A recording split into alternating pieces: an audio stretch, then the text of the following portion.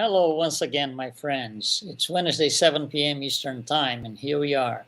Luiz Lima here, your host for Spiritism, a closer look, and you are on Kardec Radio. Thanks for joining us for tonight's program.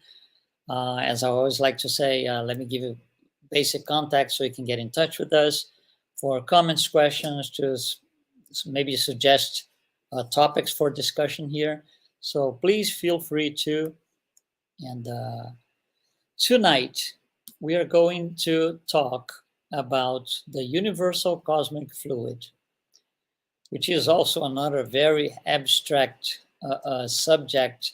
Last week we spoke about spirit and matter, which is it kind of precedes the study of universal cosmic fluid. So we just figured, it's a good idea to pick up from there. That's what we're going to do tonight.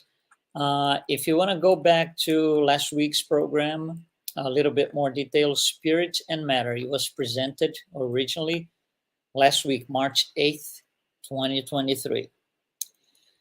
So, by the same token, as we did last week, because it's a kind of an abstract subject, it is easier for us to discuss by using visual aids. So we are going to do some slides here to make it a little more, let's just say, comfortable for the understanding. It is a subject that starts in the codification. Allan Kardec has information just right on the first book, the Spirit's book, but in other places throughout his work, there's an entire chapter on the last book of the codification, the Genesis, published in 1868. And in that book, he puts a full-blown chapter on fluids. Universal cosmic fluid, the name already says, it's a fluid. But we are not going to do in the fluid definition today, because that's not really what we wanted to do. We wanted to pick up from last week. So in 1 or 2 minutes, we're going to bring up what was said last week about spirit and matter. So we referenced everything under God. So from God, two things emanate.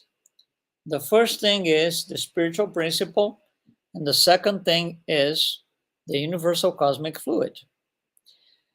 The entire creation, we mentioned that too, the entire creation happens when the spiritual principle interacts with the universal cosmic fluid. Within the universal cosmic fluid are we could use the word seeds for the concept, are all the seeds for everything that one day is going to be matter. And those seeds are known by, that's how the spirits came about, with the name material principle. Once again, a principle is not, it's a potentiality. It's something that may or may not happen. So material principle is what's in there might become matter as we know it. For example, on a chair, on a book, on a physical body, or it might not. This principle characterizes a potentiality. So there are two things, right? Spiritual principle and universal cosmic fluid, in it, material principle. The spiritual principle later on develops into a spirit, and we spoke more in a lot more detail last week. And I encourage you actually to go back and check it out. So the spiritual principle advances, develops, evolves into a spirit, or what we call spirit. The material principle, same thing. It will become matter, but not by itself. The material principle does not transform itself alone into matter. It requires the spiritual principle to act upon it, or the spirit to act upon it. It does not happen by itself. It's not an accident. There is an intelligence, which is the spirit, which is an intelligent principle. There is an intelligent principle operating all of this thing. Matter by itself is inert. It doesn't do anything, doesn't go anywhere. It doesn't transform itself. It doesn't have any life. Okay? So from here, we cleaned up the picture on purpose. So we took out what we didn't need to get to one of the points in the Spirit's book, in which you have God above all things, then spirit and matter. And those are the three elements that compose what is called the universal Trinity. That's in question 27 of the Spirit's book. If you go to the Spirit's book, you're going to see it there. Question 27. The answer to question 27 is, it's a long answer. It's really long. The concept about the universal Trinity is just on the first phrase, maybe the first and the second phrase. What we want to do is take it from here and go further with the explanation. So the spirits in question 27, which I have here, right here on my hand, they will say, however, they define the universal Trinity, and they say, however, to the element of matter, which is in green, the box in green, to the element of matter must be added the universal fluid.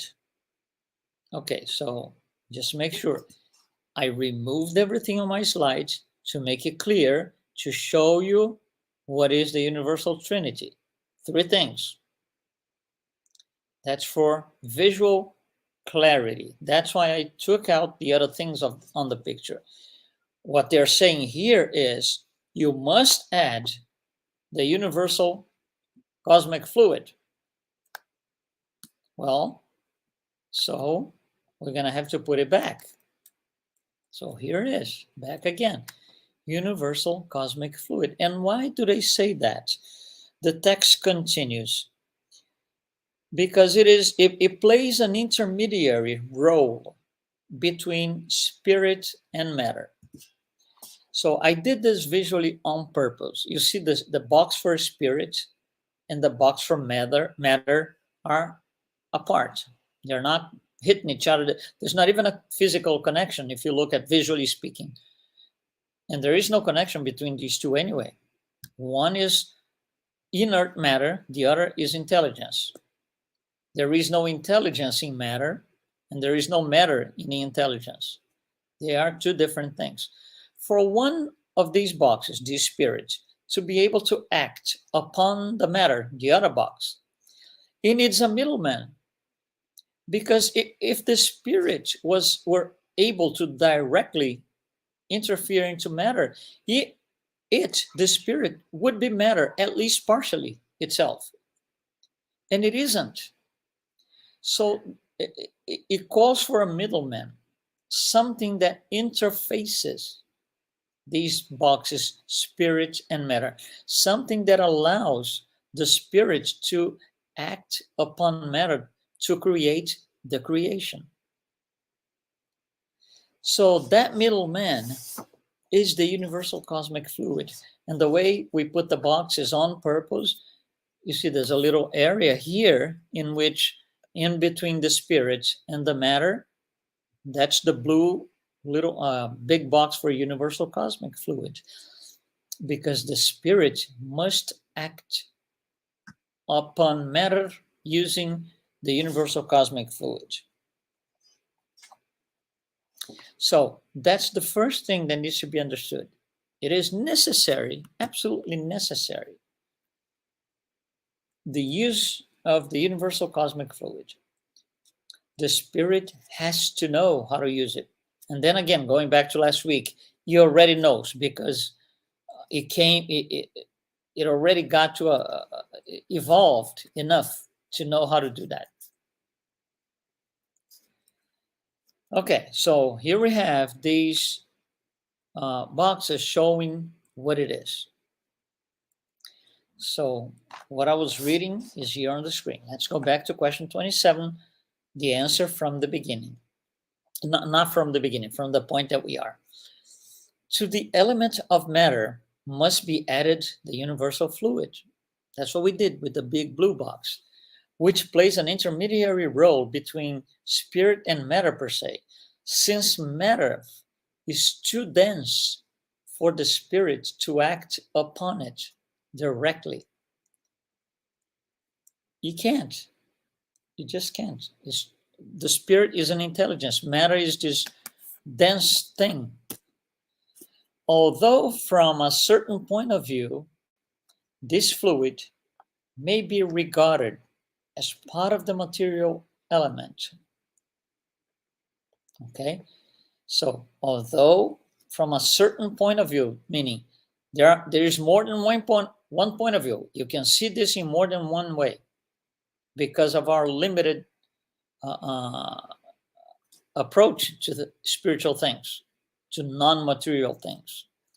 So although from a certain point of view, this fluid may be regarded as part of the material element, it differs from it due to special properties. So there is that's why I had the boxes like this. There is something in the universal cosmic fluid which is not matter as we know it. So matter becomes this subset of the universal cosmic fluid. So let's continue. If it were simply matter, if the universal cosmic fluid were simply matter, plain matter, then there would be no reason for the spirit not to be matter as well. This is an interesting logic here. So if the spirit could touch matter directly, there's no reason why the spirit wouldn't be some sort of matter, and it isn't. So the universal cosmic fluid is placed between spirit and matter, yet it is fluid. It's not intelligence.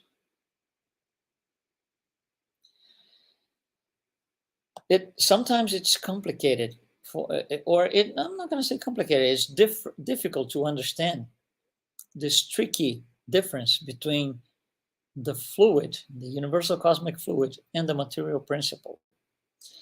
But I think the way they answer here, and hopefully the way I draw the boxes, helps a little bit. So that makes it clear that the spirit cannot touch matter directly. It needs a middleman. And the middleman is the universal cosmic fluid. And they continue. It's part of the same answer. It's a long answer. So it's talking about the universal fluid. In its countless combinations with matter, so there are several different ways to combine the universal fluid with matter. So, in its countless combinations with matter and under the direction of spirit. So there's an intelligence making it happen. Matter by itself doesn't do anything, doesn't go anywhere. Under the direction of spirit, it is susceptible of producing an infinite variety of things. Infinite variety of things about which you still know very, very little. The word you here refers to us because that's the spirits responding to Allan Kardec, responding to him, to us. So what they're saying is there's a variety of things that can be done, a countless number of combinations, but you know almost none of them. Very, very little. They continue.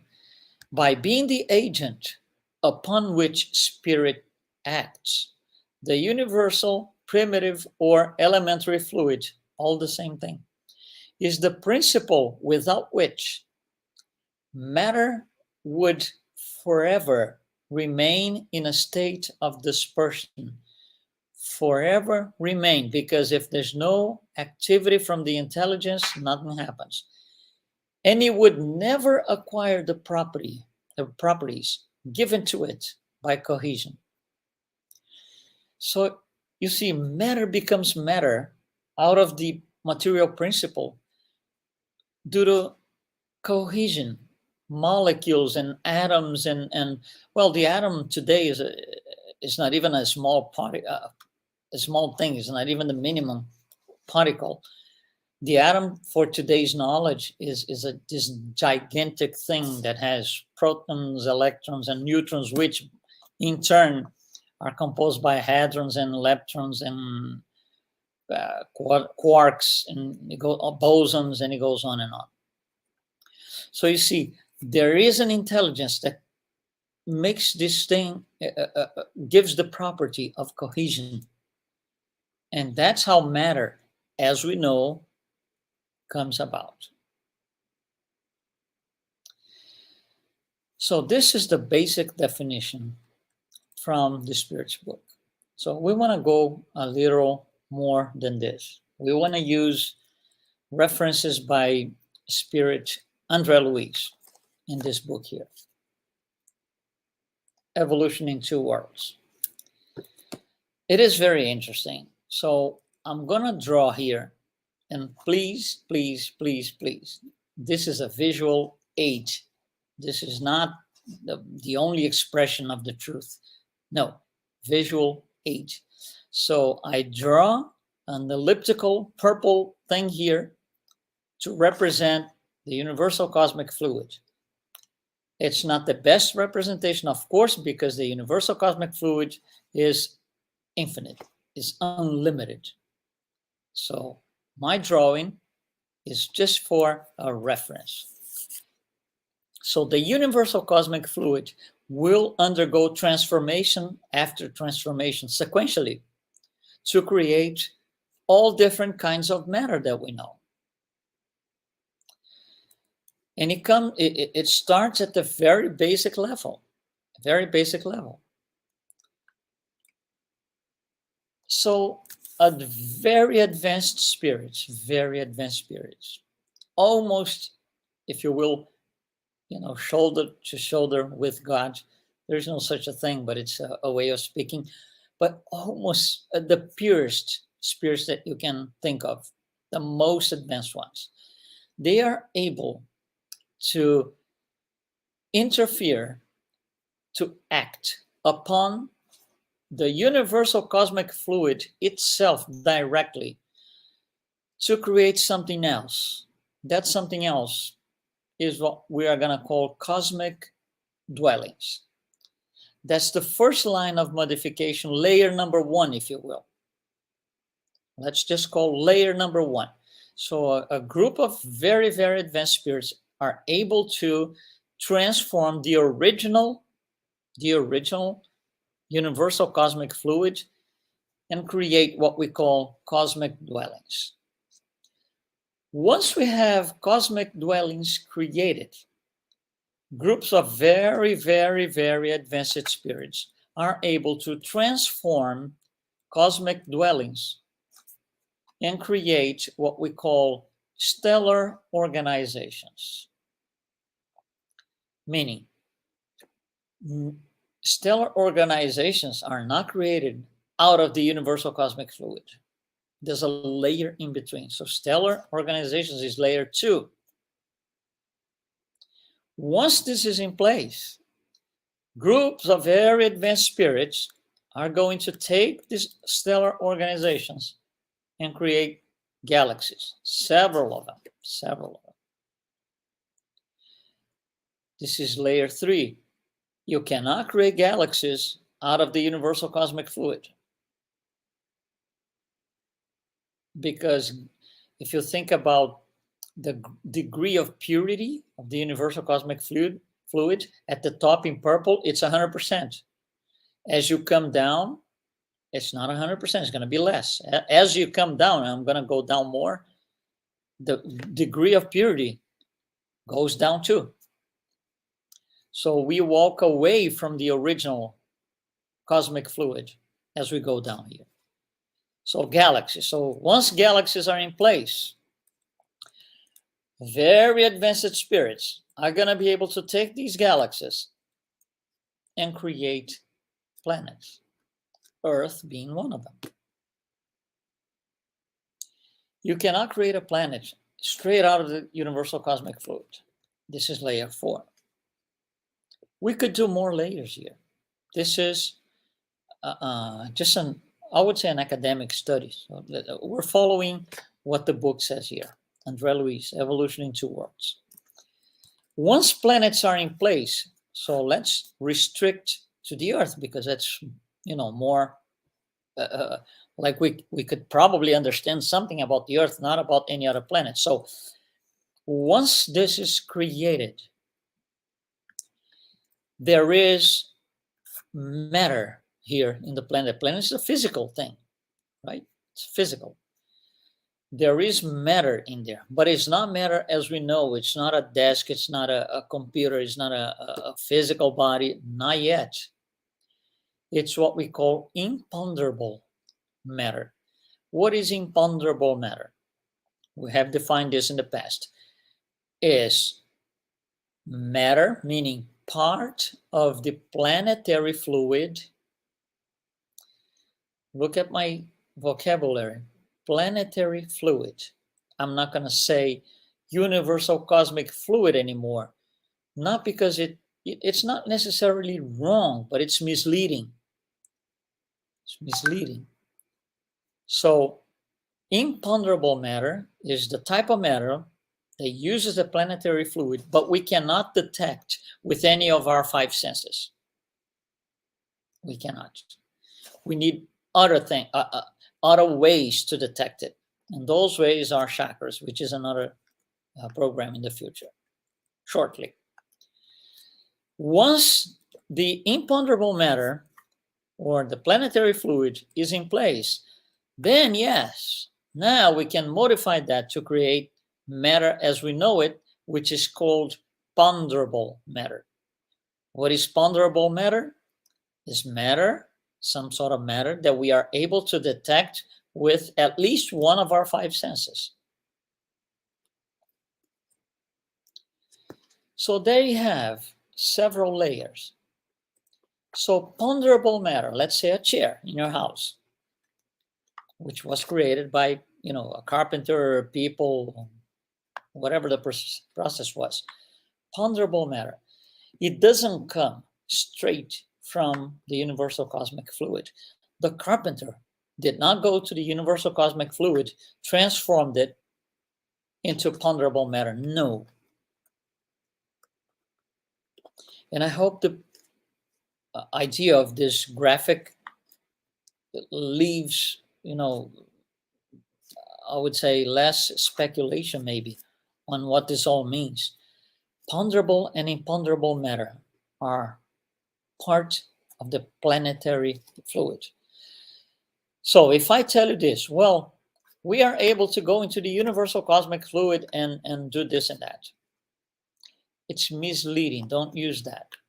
Planetary fluid is better, because if you transport me today to Jupiter, I'm not going to be able to even survive in there. I'm not going to be able to even produce my perispirit, because the imponderable matter of the planet is completely different than the one here. So ultimately, the both planetary fluids come from the universal cosmic fluid, but not directly. They go through a sequence of transformations to make that happen.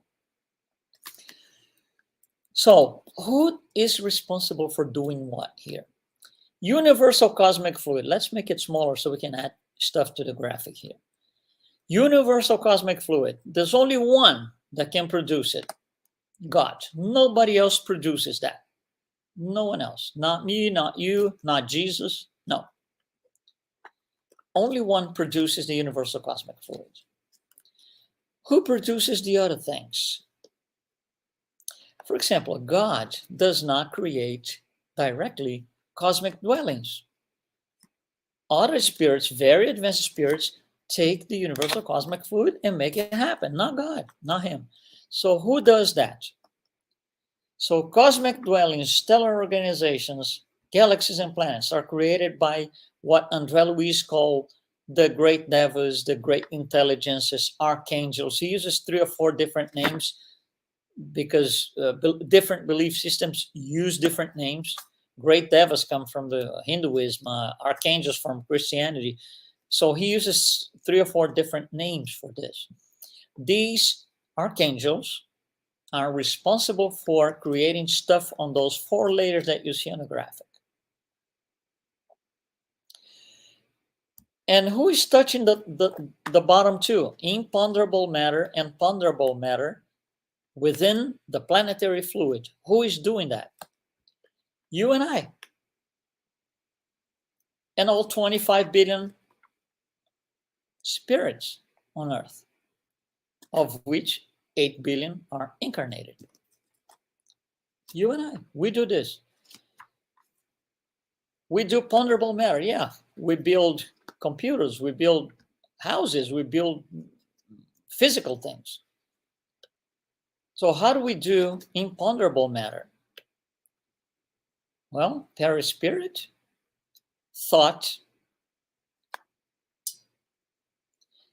You see, your thoughts here, if you were able to be transposed or transported to Jupiter, your thoughts in Jupiter would be different, because the planet, Jupiter is the most advanced planet in the, spiritually speaking, in the solar system.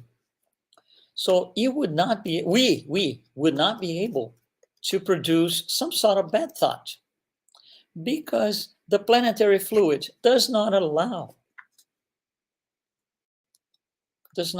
So I wouldn't be able to survive.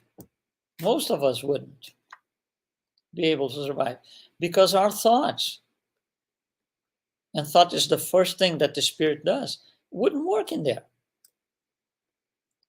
The planetary fluid is proprietary to the planet. You see, imponderable matter and ponderable matter in the graphic are under planets. So hopefully that's a little bit clear. And I want to bring 2 phrases from the book that I mentioned, Evolution in 2 Worlds. First, and that's how he starts the book, by the way. The cosmic fluid, that's the first phrase. The cosmic fluid is the divine plasma. He also calls the breath of the Creator, and he also calls the neural force of the all-knowing. Breath of the Creator, it's like the Creator breathes universal, he expels, per se, universal cosmic fluid and spiritual principle. And here's another phrase that I wanted to bring.